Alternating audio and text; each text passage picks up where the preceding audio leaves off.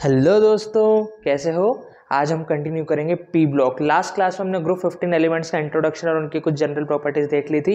अब हम कुछ क्वेश्चंस देख लेते हैं जो कि एक्सेप्शन टाइप के होते हैं। ठीक है, क्वेश्चंस की फॉर्म में देखेंगे हम जनरली एक्सेप्शन, ताकि हमें आइडिया रहे कि किस तरीके से उनमें से क्वेश्चन बनता है। देखो, nitrogen exist as diatomic molecule while phosphorus exist as tetraatomic molecule.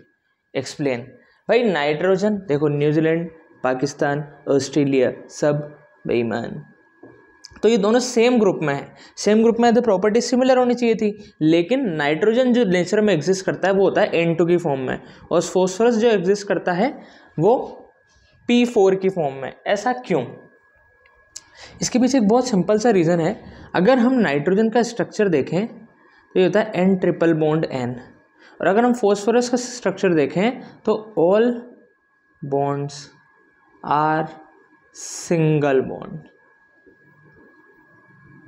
तो यहाँ से हम ये बात बोल सकते हैं कि जो ये पाई बॉन्ड बन रहा है, ये जो पाई बॉन्ड बन रहा है, ये p ऑर्बिटल की ओवरलैपिंग की वजह से बन रहा है। तो नाइट्रोजन के अंदर क्या हो जाता है, p ऑर्बिटल्स ओवरलैप कर जाते हैं, जिस वजह से एक स्ट्रॉन्ग ट्रिपल बॉन्ड बन जाता है और नाइट्रोजन N2 की तरह से एग्जिस्ट कर पाता है। अब सवाल ये आता है कि क्यों फॉस्फोरस के अंदर p पाई v पाई ओवरलैपिंग नहीं हो सकती? नहीं हो सकती। ऐसा इसलिए होता है क्योंकि फॉस्फोरस, देखो फॉस्फोरस की साइज ज़्यादा है नाइट्रोजन से, फॉस्फोरस के p ऑर्बिटल्स की साइज ज़्यादा होंगी। साइज ज़्यादा हो गई तो ऑर्बिटल्स अपने डिफ्यूज्ड हो गए, फैले फैले से हो गए, एकदम अच्छे से शेप में नहीं रहे। उस वजह से ओवरलैपिंग इतनी इफेक्टिव नहीं हो पाएगी। हो सकती है हाँ, ओवरलैपिंग दोनों p ऑर्बिटल्स की हो जाए, डबल बॉन्ड ट्रिपल बॉन्ड बन जाए, लेकिन वो बॉन्ड इतना वीक होता है कि रूम टेम्परेचर पे ही ब्रेक कर जाता है। इसीलिए नाइट्रोजन तो N2 की फॉर्म में एग्जिस्ट करती है, बोलेगा कि मैं P2 की फॉर्म में जाऊंगा, मैं ओवरलैपिंग कराऊंगा, ओवरलैपिंग इतनी वीक बॉन्ड टूट जाएगा। तो उसने बोला कि हटाओ यार, P2 P2 नहीं, अपन तो P4 में एग्जिस्ट करेंगे। समझ में आई क्या बात? ठीक है, तो इसका आंसर है it is because of unique ability. भाई यूनिक एबिलिटी है नाइट्रोजन की p पाई बॉन्ड बनाने की, of nitrogen to form p pi multiple bonds while phosphorus can't form p pi multiple bonds। phosphorus नहीं बना सकता, क्यों? because its orbitals, इसका जो p ऑर्बिटल है, are too large, बहुत बड़े हैं, एंड डिफ्यूज्ड है, फैले हुए हैं। हेंस नो इफेक्टिव ओवरलैपिंग, इतनी अच्छी ओवरलैपिंग नहीं हो पाएगी। इसीलिए फॉस्फोरस p पाई नहीं बना पाता है, तो वो सिंगल बॉन्ड वाली फॉर्म में यानी कि P4 में एग्जिस्ट करता है। समझ में आई बात? ठीक है, तो नोट करो इस क्वेश्चन को, बड़ा ही मज़ेदार क्वेश्चन है, बड़ा ही अच्छा क्वेश्चन था। नोट कर लो भाई वीडियो पॉज करके। अब आगे बढ़ते हैं। अब देखो, एक क्वेश्चन ये बनता है कि N2 की अगर हम बात करें, नाइट्रोजन की अगर हम बात करें, तो नाइट्रोजन रूम टेम्परेचर पे गैस की फॉर्म में होती है, और फॉस्फोरस की बात करें तो फॉस्फोरस सॉलिड की फॉर्म में होता है। ऐसा क्यों? ठीक है, तो क्या क्वेश्चन हो जाएगा, nitrogen exist as gas at room temperature while phosphorus exists as solid। Why?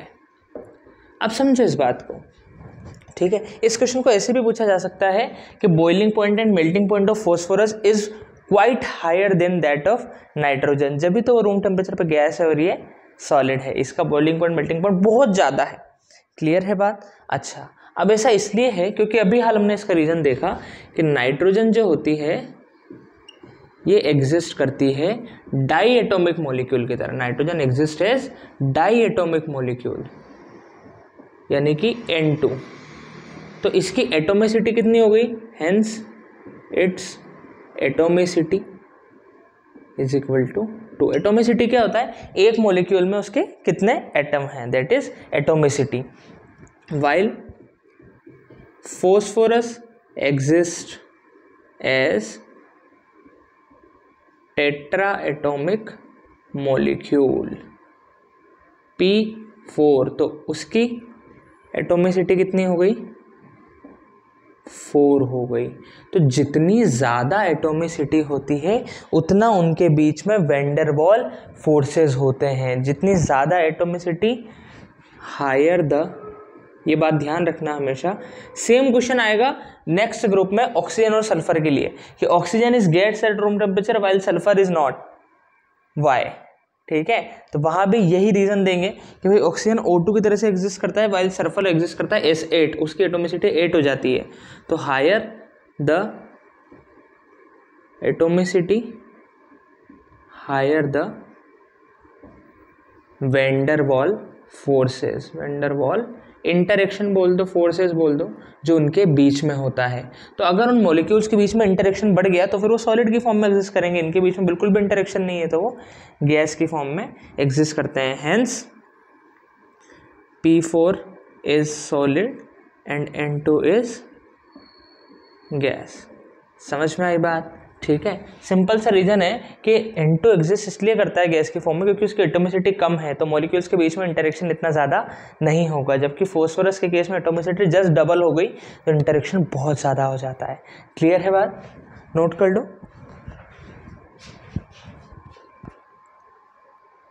अब बात कर लेते हैं ग्रुप 15 के एलिमेंट्स की फिजिकल प्रॉपर्टीज़ की। फिजिकल प्रॉपर्टीज़ में हम दो ही बातें देखेंगे मेन। एक तो एलोट्रोपी। एलोट्रोपी क्या होती है कि प्योर एलिमेंट किस किस फॉर्म में नेचर में एग्जिस्ट करता है। 10th क्लास में तुम्हें याद हो तो हमने कार्बन के एलोट्रोप्स देखे थे, डायमंड, ग्रेफाइट और फुलरीन, हाँ या ना? सेम चीज़ कि भाई जो कार्बन है, प्योर कार्बन किस फॉर्म में एग्जिस्ट करता है, डायमंड में, ग्रेफाइट में और फुलरीन में। सेम चीज़ यहाँ एलोट्रोपी का मतलब यही है कि जो प्योर एलिमेंट है वो किस फॉर्म में एग्जिस्ट करता है। तो इसमें कमाल की बात ये होती है कि नाइट्रोजन जो होता है वो एलोट्रोपी शो नहीं करता है। Physical properties of group 15 elements. ठीक है, तो इसमें सबसे पहली काम की बात यह है कि nitrogen, excuse me, nitrogen allotropy show नहीं करता है। Nitrogen does not show allotropy. ठीक है, और सिमिलरली इसके पीछे रीजन क्या है मैं तुम्हें बताता हूँ। एलोट्रोपी का मतलब समझ में आया कि कोई भी प्योर एलिमेंट किस किस फॉर्म में एग्जिस्ट करता है। जैसे मैंने तुम्हें बताया कार्बन, डायमंड, ग्रेफाइट, इन सब फॉर्म में। तुमने ऑब्जर्व किया होगा कि एलोट्रोपी का मतलब है कुछ बड़ी लंबी चेन बनाते हैं ये। जैसे कार्बन की अगर अपन बात करें तो ग्रेफाइट बनता है, कुछ इस तरीके की हेक्सागोनल लेयर बनती जाती है। ऐसी डायमंड की बात करें तो एक के नीचे एक के नीचे एक इस तरीके से अरेंज होते जाते हैं। लेकिन carbon allotropy, nitrogen allotropy show नहीं करता। एक बहुत इंपॉर्टेंट फैक्ट है ये रिमेंबर रखना है। एक क्वेश्चन आ जाता है कि which of the following element does not show allotropy, उनमें से एक ऑप्शन नाइट्रोजन होगा।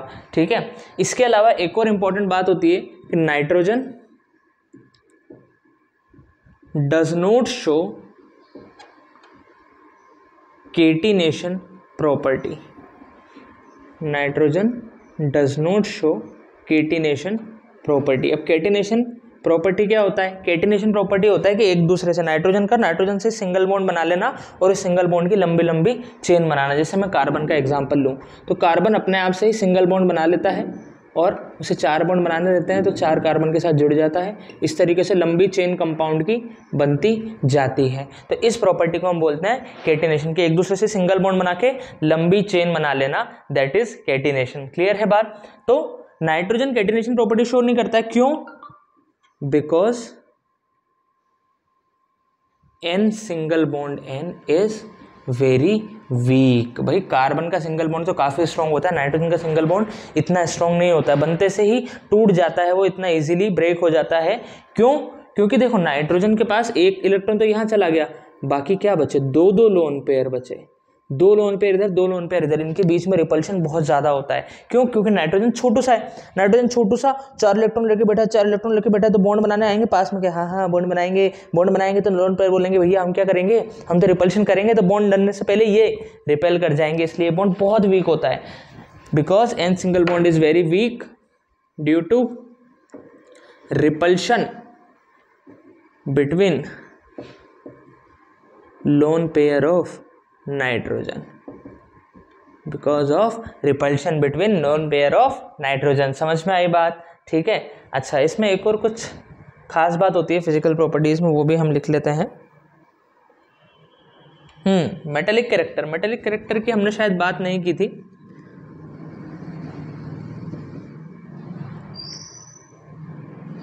लास्ट क्लास में अगर कर ली तो बहुत अच्छी बात है।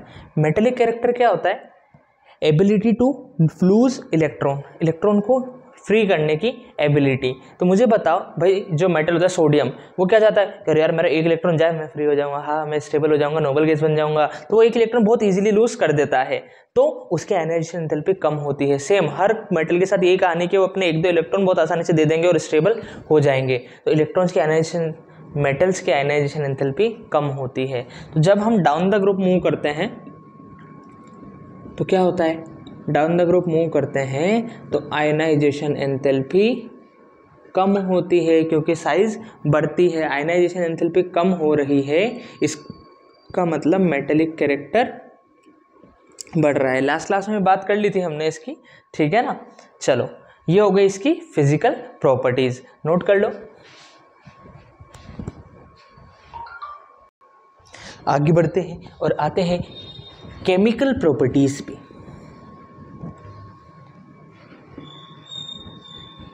Chemical properties of group 15 elements, ये आखिरी टॉपिक है, इसके बाद हम ग्रुप 15 के इंपॉर्टेंट कंपाउंड देखने लग जाएंगे।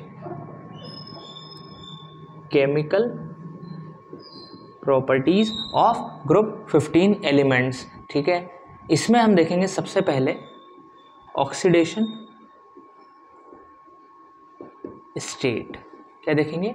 Oxidation state. अब मुझे बताओ कि valence shell electron configuration of group 15 elements क्या होती है? NH2 NP3।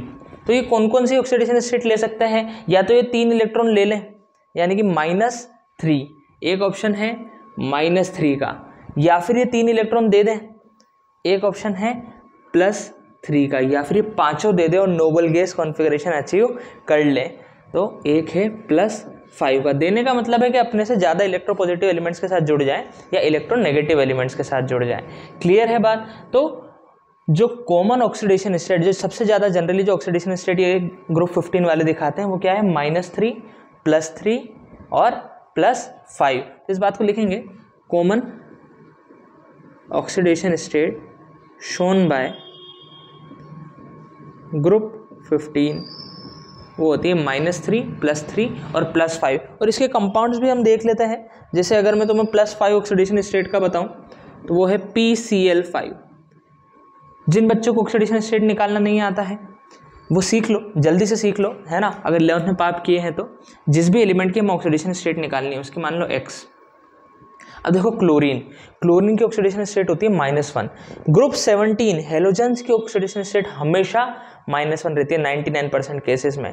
ग्रुप 17 की ऑक्सीडेशन स्टेट -1, ग्रुप 16 की और स्टाइल से टिप ऑक्सीजन वालों की -2 जनरली, ठीक है। तो क्लोरीन की क्या हो जाएगी? -1। लेकिन क्लोरीन कितने हैं टोटल?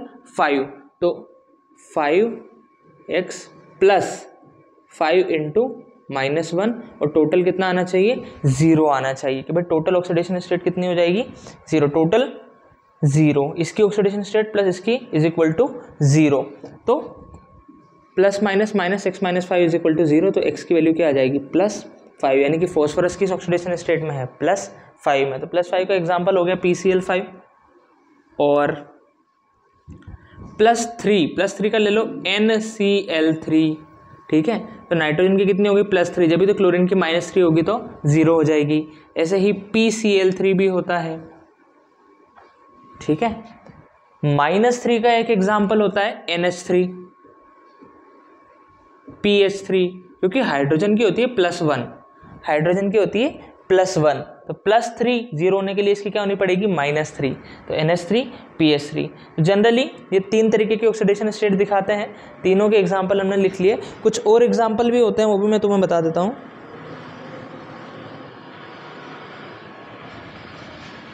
आयनिक कंपाउंड में भी होते हैं CA3N2, इसमें भी नाइट्रोजन की ऑक्सीडेशन स्टेट क्या है -3, क्योंकि देखो कॉपर की होती है कैल्शियम की होती है +2, तो ये हो गया 3 2 जा 6, तो इसे भी -6 होना पड़ेगा, तो नाइट्रोजन की क्या होगी -3 होगी। क्लियर है बात? क्लियर है तो नोट कर लो, ठीक है।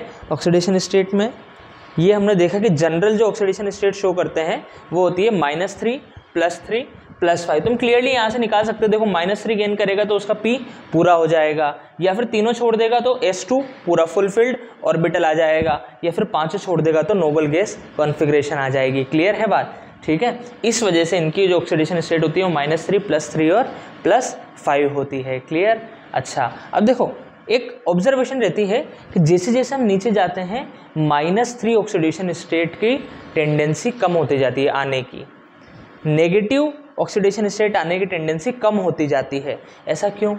सिंपल सा रीज़न, क्योंकि जब हम नीचे जा रहे हैं मेटेलिक कैरेक्टर बढ़ रहा है, मेटेलिक कैरेक्टर बढ़ रहा है तो मेटल की ऑक्सीडेशन स्टेट क्या रहती है प्लस में, भाई सोडियम +1, कैल्शियम +2, तो मेटल तो प्लस में रखना चाहता है, वो माइनस में थोड़ी ना रखना चाहता, तो बोलेगा भैया हम तो +3 +5 में से ले लेंगे, माइनस हम मेटल की टेंडेंसी होती है इलेक्ट्रॉन को देने की, ऑक्सीडेशन स्टेट प्लस में रखने की, माइनस में नहीं। तो down the group metallic character बढ़ता है तो -3 ऑक्सीडेशन स्टेट की स्टेबिलिटी कम होती जाती है। समझ में आई बात? तो इसको लिखेंगे हम, क्वेश्चन की फॉर्म में लिखेंगे।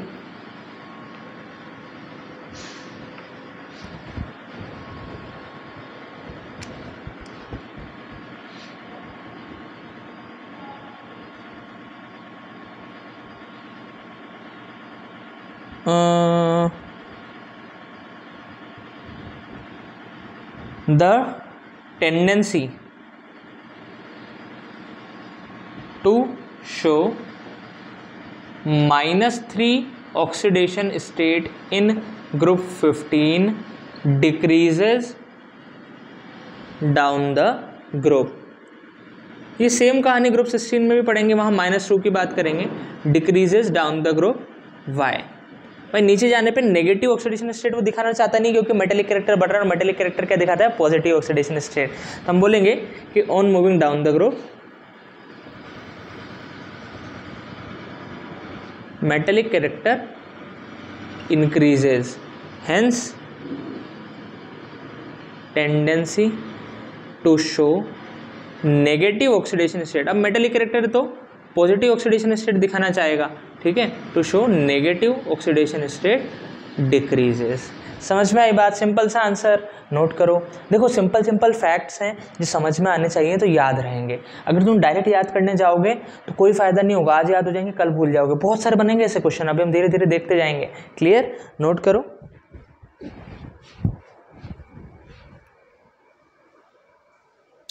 हो गया? चलो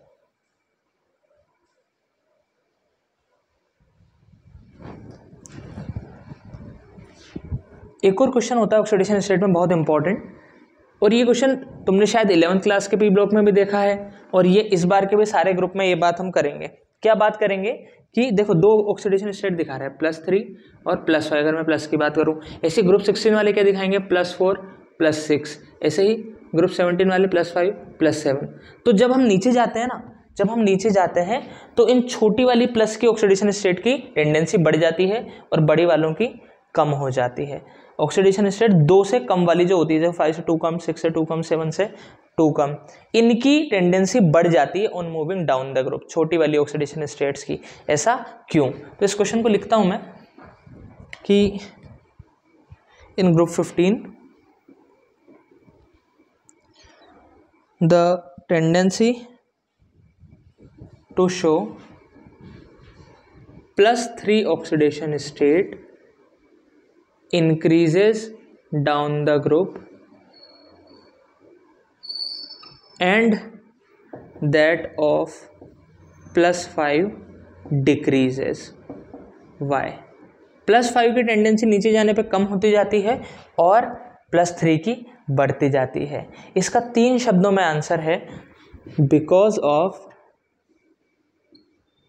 inert pair effect, because of inert pair effect. अब सवाल ये है कि इनर्ट पेयर क्या होता है, ठीक है। इस इनर्ट पेयर इफेक्ट को समझो। अब देखो होता क्या है कि डाउन द ग्रुप जाते हैं तो साइज बढ़ती है, साइज बढ़ती है तो फॉस्फोरस के बाद जब हम थर्ड शेल में आ गए, थर्ड के बाद फोर्थ शेल में आ गए, तो फिर जैसे अच्छे से समझाता हूँ देखो मैं कि न्यूजीलैंड, पाकिस्तान, ऑस्ट्रेलिया सब बेईमान, ठीक है। अब देखो नाइट्रोजन से जब मैं फॉस्फोरस में आया था, नाइट्रोजन की इलेक्ट्रॉनिक कॉन्फ़िगरेशन बहुत ध्यान से समझना, इनर्ट पेयर इफेक्ट समझा रहा हूँ मैं, है ना। ये इसकी एक्सप्लेनेशन 11th क्लास में थी, लेकिन फिर भी हमें समझना है ताकि फील आए, तो समझना बहुत अच्छे से। 1s2 2s2 2p3, फॉस्फोरस की क्या है 1s2 2s2 2p6 3s2 3p3, ठीक है। आर्सेनिक की क्या होगी 4s2 4p3 होगी, हाँ या ना। लेकिन मुझे एक बात बताओ भाई, नाइट्रोजन से जब मैं फॉस्फोरस में गया तो मुझे बस 3s और 3p को भरना पड़ा, लेकिन जब मैं फॉस्फोरस से आर्सेनिक में आऊँगा, जब मैं फॉस्फोरस से आर्सेनिक में आऊँगा तो क्या मुझे 3d10 भी भरना होगा, जब भी तो जाके 4p का नंबर आएगा। 4s2 के बाद कौन भराता है 3d10 और फिर भराता है 4p, तो क्या मुझे d ऑर्बिटल को भी भरना पड़ेगा पहले की शेल वाले को, हाँ या ना। बात समझ में आई।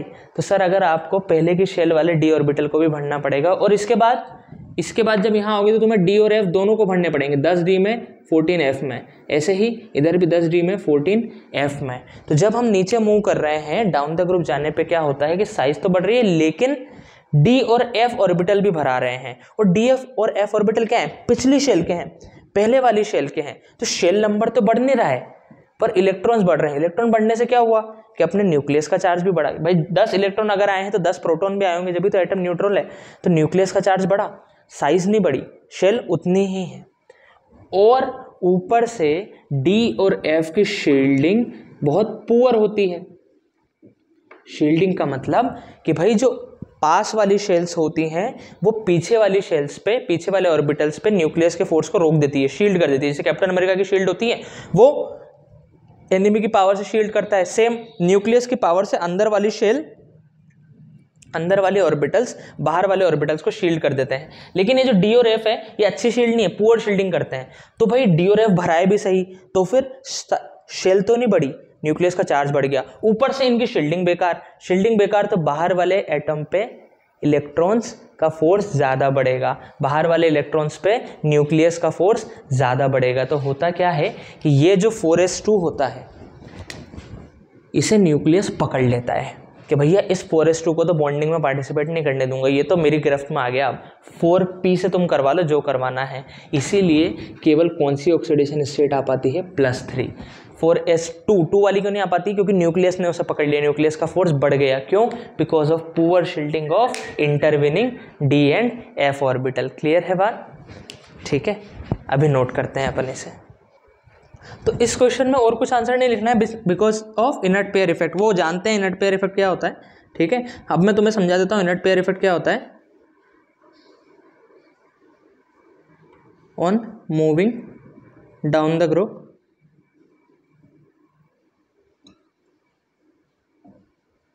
D and F orbitals also get filled। भाई D और F ऑर्बिटल भी भराएंगे due to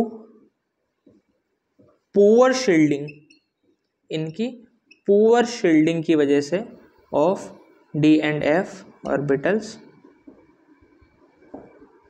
nuclear force on outer most s electrons increases and hence they do not participate in bonding। they do not participate in bonding। Nucleus बोलते हैं कि नहीं तुम कुछ भी मत करो, तुम बस मेरी गिरफ्त में पड़े रहो, तुम्हें ज़्यादा कुछ करने की ज़रूरत नहीं है। और इस वजह से केवल क्या बचे, 3 इलेक्ट्रॉन्स बचे, hence oxidation state decreases by 2। भाई 2 इलेक्ट्रॉन चले गए तो +5 से काय पे आ गए +3 पे, इसलिए नीचे जाने पे +3 की स्टेबिलिटी या टेंडेंसी बढ़ती है। क्लियर है बात? नोट कर लो। ऑक्सीडेशन स्टेट की बात हो गई, अब आगे बढ़ेंगे।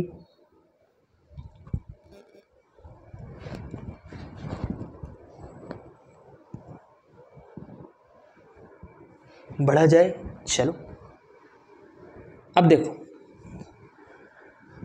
सेकंड आता है एनामोलस बिहेवियर ऑफ नाइट्रोजन, कि जो नाइट्रोजन होता है हर बार वो ही दिक्कत कर रहा है। तुम देखो भाई नाइट्रोजन N2 की फॉर्म में एग्जिस्ट कर रहा है, बाकी सब बना ही नहीं पा रहे, P2 और ये तो बनते ही नहीं है। नाइट्रोजन गैस है, बाकी सारे सॉलिड हैं, तो नाइट्रोजन बहुत उल्टा जा रहा है, नाइट्रोजन की प्रॉपर्टीज बहुत एनामोलस है।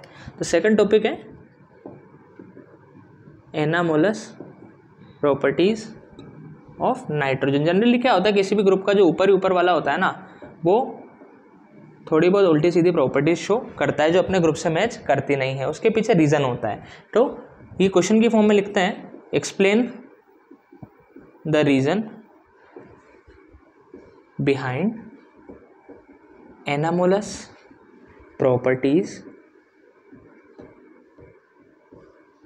Of nitrogen. Explain the reason behind anomalous properties of nitrogen. ठीक है, क्वेश्चन नोट करो। क्या क्या रीजन हो सकते हैं भाई, क्या क्या रीजन हो सकते हैं भाई? सबसे पहला रीजन है स्मॉल साइज, सबसे छोटा है वो, तो इसी वजह से n सिंगल बॉन्ड n में रिपल्शन खा जाता है, क्योंकि इलेक्ट्रॉन्स पास पास आ जाते हैं, इलेक्ट्रॉन्स पास पास आ जाते हैं तो रिपल्शन खा जाता है। सेकंड, एबिलिटी टू फॉर्म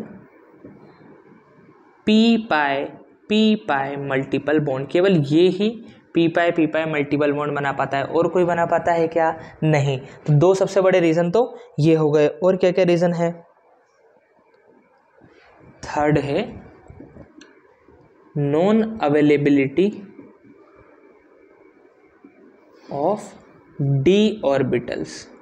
देखो नाइट्रोजन के पास डी ऑर्बिटल नहीं है, क्योंकि इसमें सेकंड शेल में काम चल रहा है। फॉस्फोरस के बाद डी आ गया, क्योंकि 3s 3p 3 में डी भी तो होता है, तो एक डी ऑर्बिटल उसके पास अवेलेबल है। इसकी वजह से क्या होता है कि नाइट्रोजन कभी भी +5 वाला यानी कि 5 बॉन्ड नहीं बना पाता है। उस चीज़ को हम नेक्स्ट वीडियो में डिस्कस करेंगे। ये उसके पास डी ऑर्बिटल नहीं है, उससे भी उसका एक एनामोलस प्रॉपर्टी शो होती है। इसके अलावा हाई इलेक्ट्रोनेगेटिविटी, भाई याद है फोन के लीवर सबसे ज़्यादा किसकी होती है? फ्लोरीन, फिर ऑक्सीजन, फिर नाइट्रोजन। नाइट्रोजन की थर्ड नंबर पे होती है हाईएस्ट इलेक्ट्रोनेगेटिविटी। तो हाई इलेक्ट्रोनेगेटिविटी की वजह से भी इसका एनामोलस बिहेवियर आता है। ठीक है, और क्या क्या रीज़न हो सकते हैं? बस इतना ही है। एक आयनाइजेशन एंथैल्पी बोला जाता है, लेकिन उससे ज़्यादा कुछ फर्क नहीं पड़ता है। ठीक है, तो चाहो तो लिख लो हाई आयनाइजेशन एंथैल्पी। क्लियर है बात? तो ये नोट करो।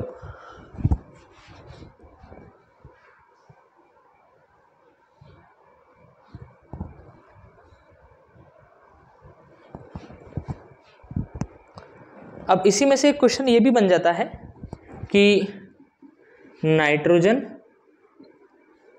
Can not form D pi P pi multiple bond, D pi P pi multiple bond नहीं बना पाता।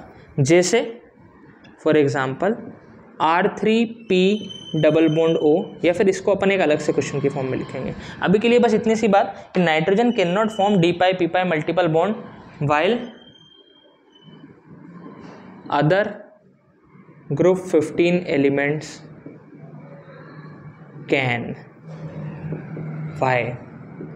भाई इसमें D pi P pi bonding नहीं हो पाती, इसमें बस पी पाई हो पाती है। क्यों? डी तो है ही नहीं उसके पास, डी ऑर्बिटल नहीं है नाइट्रोजन के पास, तो क्या रीजन हो जाएगा? Because of non availability of D orbitals in nitrogen. तो डी पाई कहाँ से आएगा? जब डी ही नहीं है तो डी की बात होगी ही नहीं, तो क्या रीजन हो जाएगा? Because of non availability of D orbitals in nitrogen. समझ में आई बात? ठीक है, नोट कर लेना। आज इतना ही पढ़ेंगे, नेक्स्ट क्लास में और कुछ बातें लेके आएंगे। तब तक के लिए बाय बाय।